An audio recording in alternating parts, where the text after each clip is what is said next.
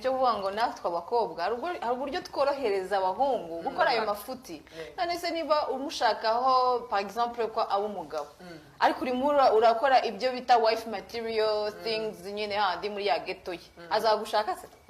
kandi bimuha byose uramugaburira uryamana nawe ejo guteye inda umuhaye umwana none se azaba ashaka iki kuri mariage kandi byose nyine abifite ari umusore usanga nyine natwe like uyu munsi si yarahindutse ku buryo ku expectinga ko umusore ashaka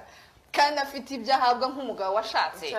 ukavuga uti se aragiye gushaka arashakira iki wamwe kandi byose abifite ugasanga rero na ya myumvire yacu yagiye ihinduka ariko ihinduka mu buryo bubi kera wasanga ngo umukobwa nyine yibikira mariage avuga ati ibyo byose nzabikorera umugabo wanjye twashakanye ariko uyu munsi uri girlfriend ukabikorera boyfriend wawe nk'umugore washatse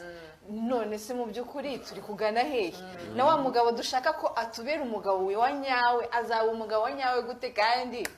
nuko byose narabimaze naramweretse nakakabanga kanjye kose agafite uko mubanye ntacyo usanga nyine bigenda bihindura imyumvire y'abahungu